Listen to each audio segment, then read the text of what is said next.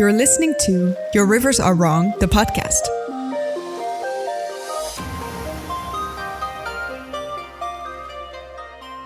Good morning, or afternoon, or evening, whenever you may be. Welcome back to the Your Rivers Are Wrong podcast, a very special episode of this podcast. I'm one of your hosts. My name is Dante. And I'm the other host, and my name is Merle. And it's special because we're in the same room at the same time. What? We're back at it again. This episode is live. It's real. We are. Again. Again. For those who listened to us all the way back at episode 30, which was the first time we've ever been in the same room to record a podcast, or just in general, the first time we met. This is the second time. I, Dante, am back in Europe for a wonderful trip that we are recovering from by recording this episode of the podcast. Well, I'm already recovering because I'm home, but you're still basically in travel mode now. Yeah, Merle, we're in the comforts of Merle's home. Yeah. I am I'm across the ocean from where I usually am. So for the first time, good afternoon from both of our time zones, which is the same time zone. No discrepancies today. Yeah. So we are just coming back from a 3-day vacation in London. Very good, very good. We're coming from different parts. We've convened in London after we each individually had our own vacations. Yeah. And had a wonderful time. It was great. Yeah. It's still great, technically. Yeah, technically vacation's still going on. Technically, we're still on a holiday, yeah. Yeah. You go back to work tomorrow. Yeah. I don't. I just have a very long plane sequence. Not even just a flight, just a plane sequence to get home. That sounds awful. Plane sequence. Yeah. But I mean, I've done it before.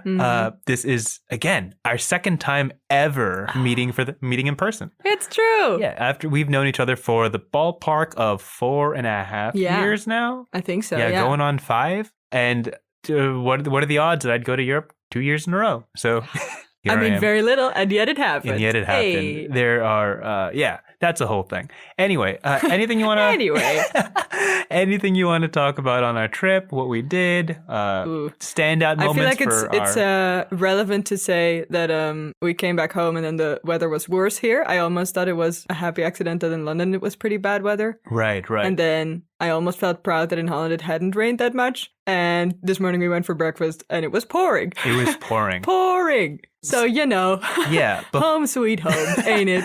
Before the trip to London, I'm like, hey, Merle, the weather in London is terrible. It's raining every single day. And we get there and it's like, piddly rain. Yeah. It's like, half-hearted Could be rain. worse. Yeah, it's a little mellow. Yeah, and I'm like, oh, it's kind of like Holland. Wouldn't you know it? When we come back to Holland, the rain is pouring. Everything is wet. It's like, let me show you rain. Yeah, we got humbled again. But it's okay. Yeah, it's been a very fun trip. We went to all the special touristy things in London. We did Big Ben. We ticked off a lot of them, honestly. We were very efficient. Yeah, we got to see, London Eye, Tate Modern Museum. Oh, yeah. Just a whole lot of that. We ate a whole lot of food. British Library even, last minute. British Library, yeah. We chilled there before our trip. Camden Town. We did all the good things. Yeah. And we watched a couple of theater shows. Oh, my God. We watched theater shows. It's true. Yeah. I'll live on that forever, We got a fantastic showing of Little Life and Groundhog Day. It was so good. Which are most different shows in the world as well. Absolute theater whiplash, but one devastated us. One made us very happy. I love how I knew both of the shows and you were like completely totally smacked in the face by both of them. Yeah. Never watched Groundhog Day, never read A Little Life. I was blindsided by both stories. Yeah. But I love theater. But here we are, saving a lot of time on editing because I no longer have to combine 2 separate audio streams. Isn't it great? For those who don't know, I am from the US, I am from New York, and obviously Merle is from Holland. And we usually do this podcast over a 6-hour time zone difference. Yeah. Over Discord voice chat, and I piece together the podcast in post. And here, I can just look at Merle. No delays. Except for the human delays of conversation. I was about to say that we will interrupt each other less because I can see Merle, and then she immediately interrupts me. Yes. Maybe we're so, accustomed to Discord now that we can't talk in real life anymore? I try to like. What if we get worse in like live podcasting? Usually I try to like anticipate when your sentence is ending or beginning. We do like video chat, so I can kind of do that on a little bit of there's some delay. body language that you can sort of base it on. Yeah. But here I'm just gonna shoot from the hip and hope we get it right. Yep. That's what's happening. So today, this is episode 63, I believe. Yeah. We already recorded 61 and 62 before we went on vacation. And when we come back, I have a fantastic backlog of episodes to go through. Isn't that nice? Yeah. Edit and throw up for you guys all through the month of August and onward. So I suppose without further ado, let's get into this. Yeah. Yeah. Every episode, again, we cover a wide breadth of topics relating to world building and storytelling. And today, I thought it was very, very appropriate that our topic is travel. Travel? It's travel. Oh, yeah. I mean, if there ever was a time, today's the day. We have... That's lovely. Over the course of the last week, we've logged easily, individually, and together over 12 hours of traveling. Over trains and underground, overground, subways, buses. All the things. For me, planes. It has been quite a collection of travel and plenty of time to just ponder on the concept. To open this topic up, I actually want to pull towards a tabletop RPG called Ryutama. Ryutama is a tabletop RPG near and dear to my heart, mostly because it focuses on what they call natural fantasy, a very low level, not necessarily low stakes, but a very grounded sort of fantasy story. And a lot of the rules of that game tap into overland travel, which is the process of getting from one place to another and fleshing out the details in between. Whereas the destination really isn't overly important, or rather as equally important as the journey to get there. Yeah, right? I like that a lot. That's so great. When we talk about travel, when we talk about in stories getting from one place to the next, you'll find that stories often choose how much time they want to devote to travel. And it's very much a meaningful, intentional choice. Yeah. Of getting from one destination to another is either a part of the story or entirely not part of the story and kind of skipped along the way. Do you have any like intermediate thoughts on travel before we jump into a couple more details on this? Yeah, I think this is a great topic. Also, not just because we're super in it right now. We're living it. Or we're rather living the topic. Recovering from it. Yeah, sure. I mean, you still got some ways to go. Like, Yeah. I feel like we discussed topics of like time. We discussed locations. We discussed even movement, I think, in like a pretty recent episode. Right. And this kind of has all of that in it. I love that you talked about this in a way of like, is this a storytelling tool or is it just something to get through in order to continue the story on the other side of the road, right? And I think it's the most interesting version, obviously, in my opinion, is when the travel is part of the story. So then it feels like, for one thing, you're literally in the world that you're building, right? It's not just a sort of, fast forward until we meet the next location, until we meet the next adventure hook that we're on, right? Right. But if there's something happening along the way, it's usually way more exciting for me. And I think it also is a perfect moment in your story to be able to see the world. It's quite literally like the perfect sort of in-between of locations that are static. So the whole thing about moving through it is that you can see the difference from one side to the other, depending on how long the travel is, of course. But if you start with a location that's super desolate or, the other way around, like a super big city, and then you move to a place that is completely not that, or at least is different from that, suddenly the fact that the city was busy is more noticeable. Right. Or the fact that your first place was devoid of any people starts to make sense, because then you're like, oh, why was that? Or why is that a thing that I have to get used to now? Well, because you were used to the first place. And I think that the contrast in that makes it interesting and makes the places also link to each other in a way. And I think that's really nice. And that's really, for me at least, the most interesting part about using travel, or I guess making travel a part of your story. Yeah. Yeah. I'm a big fan of the word contrast in explaining the difference between like the big cities where quote unquote the story takes place and then the travel period where it doesn't, the absence of. Yeah. So a lot of stories very much focus on you got to get to this place to do this thing, and you will interact with all the major things there. And the kind of in-between travel is often just skipped over, very much shortened for the purposes of either animation budget or the plot pacing, like making sure that the story stays exciting. Many authors or novelists consider the prospect of narrating or visualizing travel as boring, as not as engaging as the actual experience of it.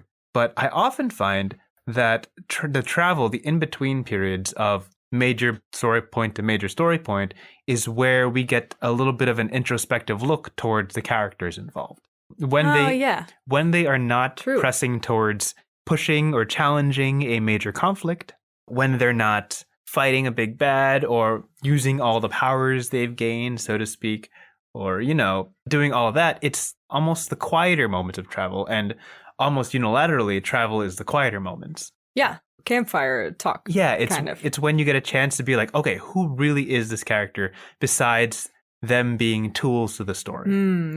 I like that as well. Yeah. It's a moment to sympathize, empathize. It's a moment to backstory. It's a moment to watch characters finally interact in almost normal scenarios, like ordinary relational scenarios. Yeah. It's very much a sort of daily life thing. Yeah, right? Exactly. I mean, of course, travel is not in every story a daily life thing, but in terms of a sort of classic adventure party or like your three main heroes on a quest, right? Then they're not really settling down usually in one and the same place. So the quieter moments or the in-between, the empty moments, I guess, are always on the road. Exactly. Or are when, the place to kill time is basically on the road then, in their case. Yeah.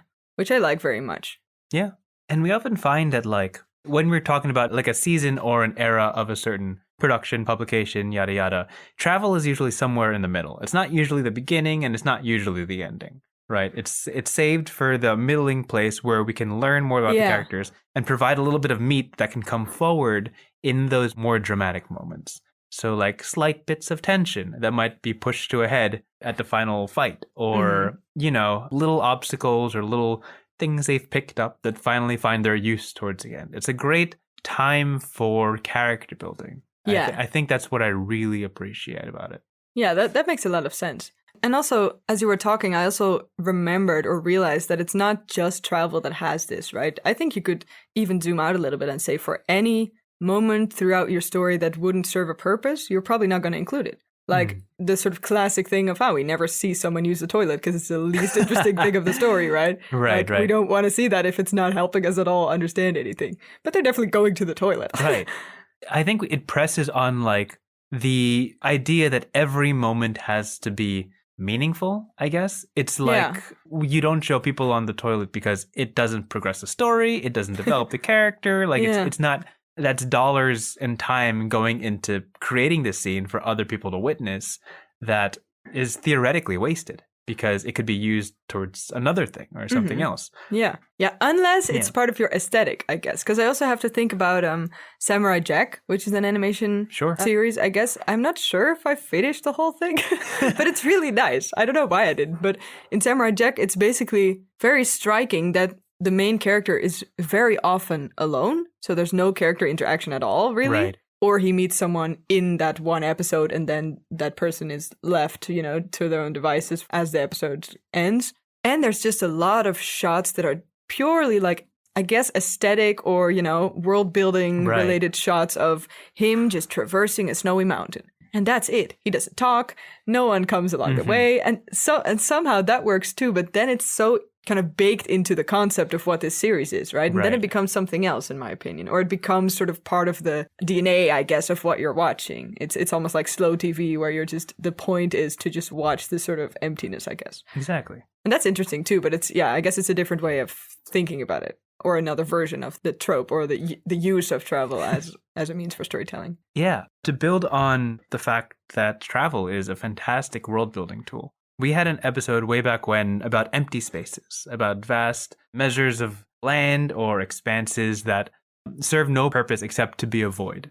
And when we look towards those as mediums of travel, it is an opportunity to show what the world at large looks like. Like when we jump from Big City 1 to Big City 2, within the walls of these cities, we don't really get a good picture of the outside world. We just get culture 1, culture 2. Yeah. And this period of travel in between helps bridge that gap and be like, in the spaces that haven't been changed by people, this is the world. This is the reality that everyone across the entire world exists with. Maybe the sky is green. Maybe the waters are high. Yeah. You know, maybe the sun is only out certain hours of the day. You know, it's a way to put everything in perspective when you finally get to these places where people have been forced to create their civilization within this space. And this period of travel is a almost wordless way to convey that sort of reality of the setting. Yeah, and the only thing you need for it is basically to move through it. Mm-hmm. And that's basically the whole device of this, right? Yeah. And it's also interesting that you're talking about more revelations, I guess, once you get outside of the, you know, the starting location, I guess.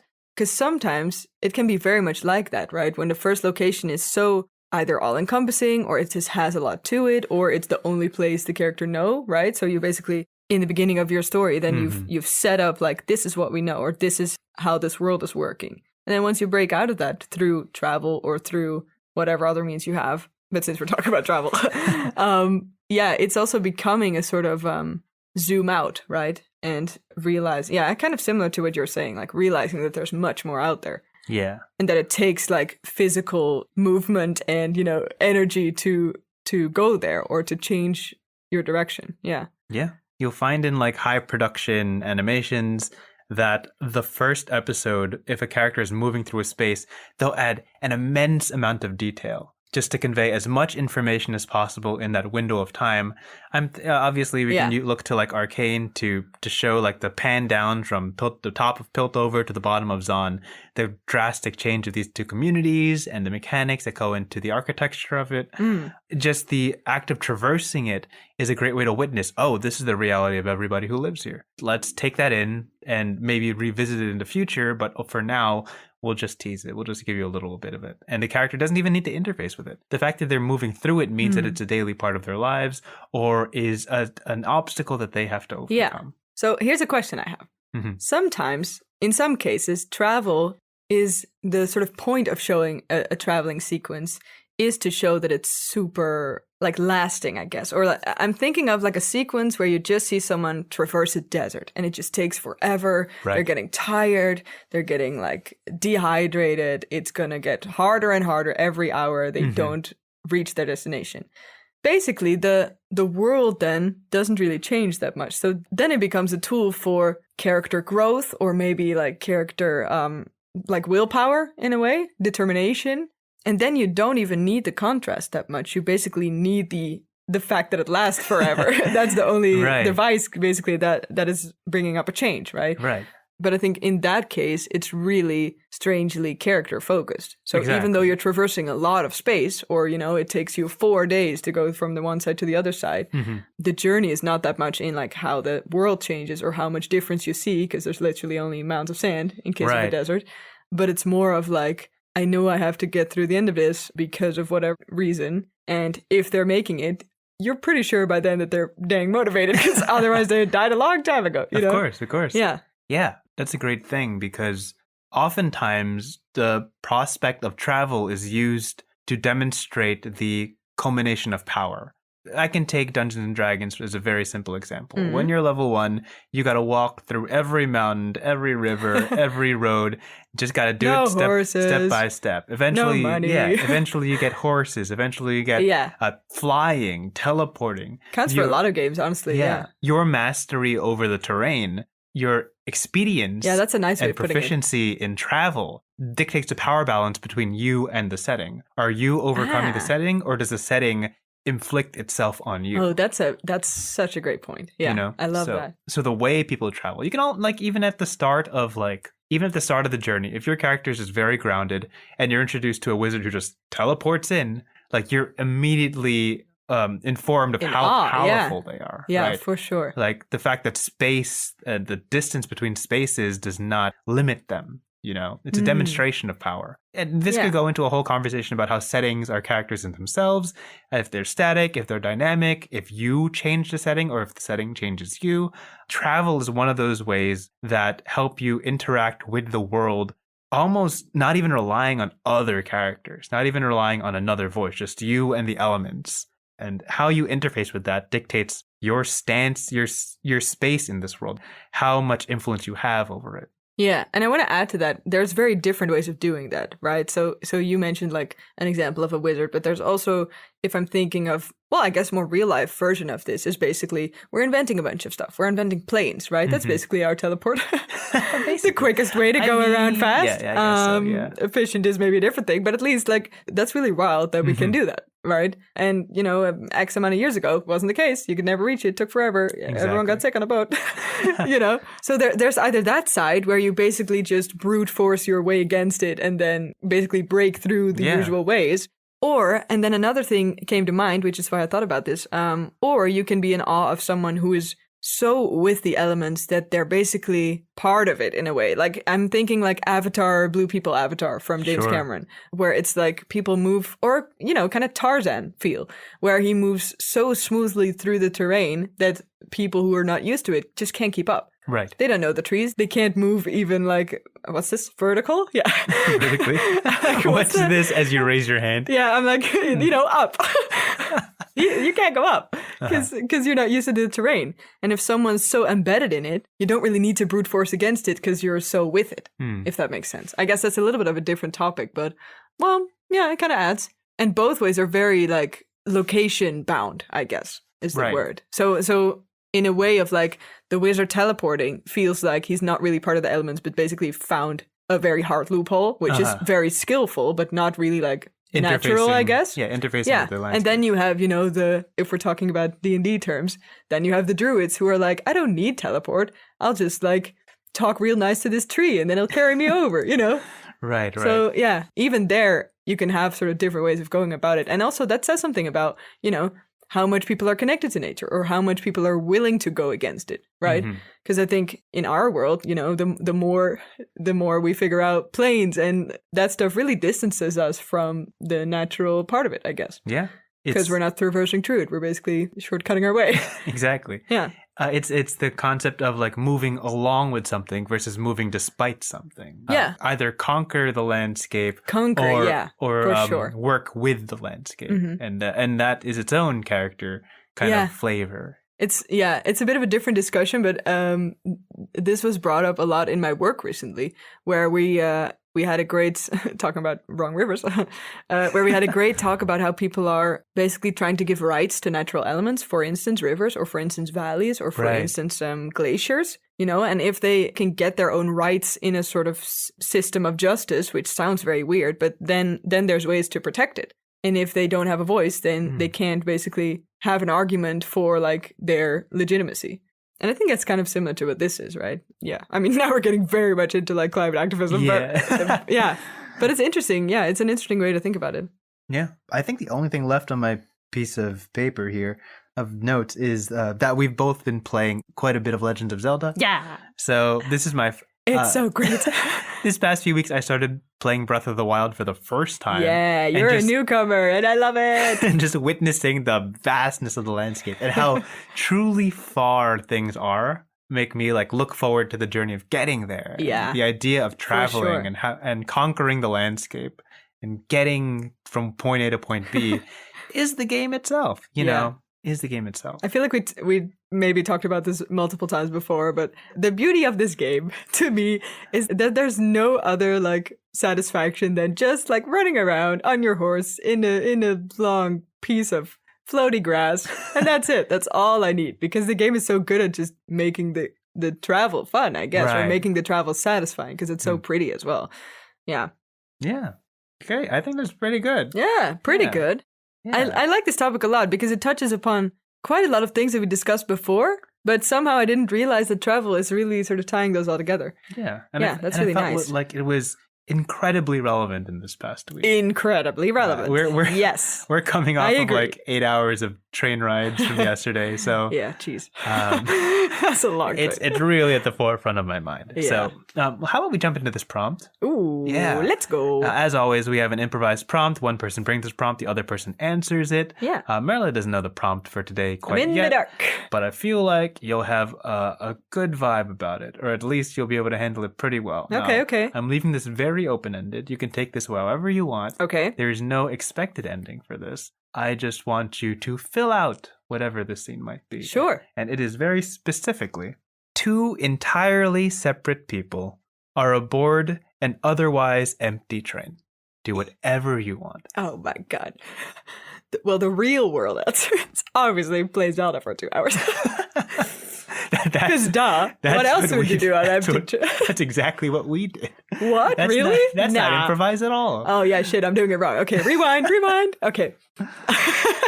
Okay, this is great. I mean, honestly, my brain instantly goes, I'm just in awe of like how aesthetic this is already. Like I'm seeing like cinematic, side by side Western, kind of duels happening here. I feel like because it's an empty cart, I feel like it should really be used to its full potential. I'm here now. Whatever that means. I don't know if samurais would be on trains if that's the two worlds that coexist, but I feel like I kind of want to like have a sword fight in the middle of Sounds this. good to me. Okay, so hear me out. I'm hearing. I'm picturing very much inspired by Snowpiercer, which is a great movie about like the whole world is burning or climately impossible. Yeah, however you want to call that. The only thing left is this running train. So the whole society, the whole hierarchy is in this train, this moving train around the world. What if it's not one train? What if it's like two sides of the same train? And then basically these two ultimate like duelists that have worked their entire life to finally like out-swordsmanship the other one. Out-sword, out-duel the other one? Sure. Yeah, that's words. Both finally at some point got the note or got the information that the other one was going to be on the train in this particular moment of time.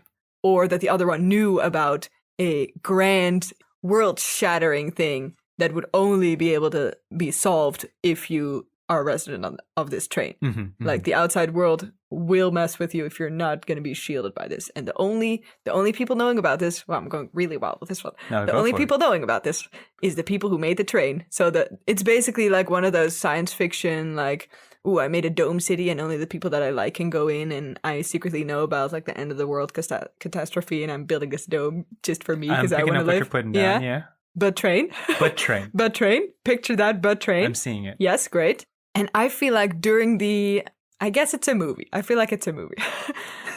During this cinematic scene, we see both of them sort of grabbing onto the side of the balcony, one on the, the top side of it near the engine, and one on the bottom side of it where all the, I guess maybe like bags are stored or like lots of materials or coal or something to keep this engine going. Both are just barely holding on and making their way through wagon after wagon, or what's that called? Coach after coach, knowing that at some point they will meet each other halfway, right?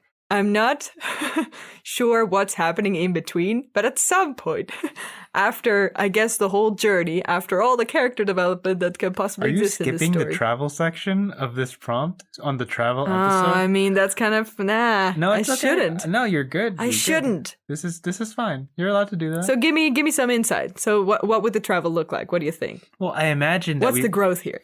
We would probably see, since they're both coming from different sides of the train, right? They would both have differing but equally parallel interactions with both sides of the train. And as they kind of traverse through different carts and different coaches and interact with different people and work their way through whatever societies exist in these situations, what is highlighted is the differences in their worldviews, how they interact, how they interface with these people, what they value, that makes sense. How they treat them. Are they kind? Are they brutal? Are they efficient? Are they quiet? All that. So as they traverse, it's an opportunity to see them both in strikingly similar situations, so to speak, but highlighting why their meeting would be so interesting. Oh, yeah. And I'm not going to go any further into that because this is your prompt. That makes sense. Yeah, no, but I like this. So what if one of them has a lot of spite, right? The only sort of reason for wanting to challenge in the first place is because that's really what they feel like can make or break their own self-worth, right? It's an act of pride. Got it. It's an act of been through a lot, but I know this is what I'm good at, and I'm going to own it like my life depends on it, which is basically, kind of happening as the world shadows around them. The other one, let me think. It should be like as contrasty as possible, yeah. Maybe like a naive innocence in the whole process. Like I they guess don't so. know how bad things are, so They know they know they're working towards something, but not to what end. Maybe they're not as enlightened as the other guy. I guess so. Yeah. I'm also thinking, like, what if it's just, I hate when it's a miscommunication, but I feel like it should be a miscommunication. Like, it also can be like, oh, I got this legendary sword, and I don't know why I have it, but I guess my dad was real good at it, and, oh, well, I guess he just sort of stumbles through the train by just being the legendary one, instead of not actually, like, having the skills to wield the blade, and the other guy is just, how dare he even, like, possess this, whereas I, the legendary sword fighting man of the South, the second best one, has no way to even, like, has the shittiest blade and is so good at it. How dare he own it, and not me, who deserves it more than anyone. So now it's a sort of challenge, and the other guy is basically like, oh, I heard about this real good sword fighter. Maybe he could teach me some tricks. And I think their duel in the end will be, at first, like, the clash that it's meant to be, where the I guess spiteful swordsmen challenge him to a duel for the legendary blade that he wields. I love that. I do. I think that's so fun. That the contrast between the second best, technically, first best is we're assumedly past is no longer available to wield the best sword. So the second best spiteful swordsman has like the weakest possible blade and has triumphed with it and has succeeded with it and survived with it. So he's basically the better one. He's really like in an aspect that, like, when I hear that he has, like, we could say, like, the unluckiest blade or something. Sure, like that. Like the least worthy blade. Yeah. We can root for him because he's succeeded. He's working above and beyond. Yeah, he's succeeded despite what has limited him. Yeah. Whereas the other guy, we're rooting for him because he has the best sword, but he chooses not to wield that for violence or power or ambition, but instead there's a benevolence that comes with him, even though he has all this power. Yeah. So when they meet, it's like, who really deserves the sword? The man who can wield it the best and use it the best, or the man who will only use it for the betterment of the world? Yeah. And I like this even better because I wasn't sure, like, how we would like the spiteful one. Because I'm like, this duel should be interesting enough that we don't really know who we want to win, right? So that's a perfect solution for that. I think for me, I'm a huge fan of action fantasy. I would love to see the strongest guy wielding the strongest sword, just to witness what that looks like, right? Yeah, the beauty of the power. Because I love rooting for dudes who have, like, cursed weapons and I think that it truly inhibit them, and they're successful despite that. I'm like, wow, could you imagine them with something real? Yeah. So I would love to see it, but also I know that the world needs the gooder guy. So to speak. The gooder guy. Not the better guy, the gooder guy. The gooder guy, yes. To wield this mighty power for the betterment of all. Yeah. You know, so here's what I think the journey of the gooder guy, the naive, happy-go-lucky one, looks like. I think, because he's not a great swordsman. He's just like there. And also, for some reason, he has this very legendary blade because it chose him or something. Yeah. You would imagine that some situations he's truly carried by just having the best blade. Yeah, that's what I mean. Like, what if the legendary blade is also not just, you know, really well made and been there for centuries, blah, blah, blah, but also actually gives him powers to be able to wield it at all, right? It can be sort of the blade fueling him. Right. And then what I'm interested in is situations, which I think can definitely happen during the travel towards the I guess the boss battle, the final duel, is what happens if he wields this blade with his, you know, wholesome nature. So as soon as, I don't know, a criminal steals some apples in the market cart, if he would be, you know, a legendary swordsman, or if he would have any, you know, more ill intentions than he has because he's a sweet guy, he would probably, like, start a fight or something. But then what does it look like if you have the most legendary magic whatever blade and you don't want to do that? What other capabilities or what other situations will help you solve that? Will you just sort of prick the apple out of the air from the hand of the criminal, right? That's also a skill that you can have with a sharp, long blade that you own. Right. Like, there's 100 ways to solve. There's a lot of creativity that happens if you don't want to wield the thing that it's made for, but it's still very powerful, right? Like, there's 100 ways to solve the situation. Yeah. 99 of them are violent. one of them. Yeah, we're is- seeing the 1% is it- in his journey, I think. Yeah, it's the option that only he would choose. Yeah, and we're seeing a lot of creativity on the literal other side of the train because he has a very shitty blade. So all his skills should be as creative and as dexterous and as, amazing as Right. possible. He's basically ninjaing this shit around. There's a cunningness to the other guy. Of like, Yeah, I think so. despite all of his disadvantages, he figures all Yeah. this out. So there's both a lot of admiration in the way they use their blades, even though with the sweet guy, there's not a lot of like skillful swordsmanship, I Mhm. guess, but there's creativity in another way that makes it interesting. Yeah. Yeah. Hmm. And I think that's a great way to cap that prompt. Yeah. We don't even have to top this off. No, because dude. Remember, this episode's about travel. Yeah. It's not about good Also, we like conclusions. them both now. Yeah, we're big fans That's of both. important. Honestly, I'm a big fan of both. Yeah. What if they just become friends? I guess we'll Swap never out know. friendship bracelets, All right. Well, that's it for our live Yeah. episode of Your Rivers Are Wrong. Just for people listening, we have full intentions to record a secondary secret episode, which I guess isn't secret because we're bringing it up. You spoiled it. Dang in these very rare moments where we record together in the same room. As of last time, the tradition has started that we record one Yeah. video episode. It's a thing now. Yeah, we're just trying to figure out where to put it, whether it's on like a Patreon or some other secret channel. Who really Yeah. knows? We'll sort it out, and once we know, we'll let you guys know. Yeah. As we continue to build worlds and tell stories from the comforts of the same room or across the Atlantic Ocean, there's one thing that we both want you to always remember. And can we, because we're in the same room, say this at Oh the same my time God. with no half-second delay? What if we suck? What if we're so bad at Well, it? we'll I only feel the know- pressure now. We're going to do one We've take. been doing like 60 episodes. Oh my God. We're not going to do this again. Oh no. Here we go. Okay. Okay. You should count down or something. Is it like a on 3 or on? I'm gonna go. No, You like I'm not even gonna prompt you. Oh, no. It's gonna be the one thing, and that one thing is your rivers are wrong. Have a wonderful Hey. day, evening, night, whatever it might be. All the time zones. Goodbye. Goodbye. See ya. Bye. Bye. Bye. Thank you for listening to this episode of Your Rivers Are Wrong. If you have ideas for topics, prompts, or you just want to share your thoughts, please reach us at yourriversarewrong@gmail.com. That's yourriversarewrong@gmail.com.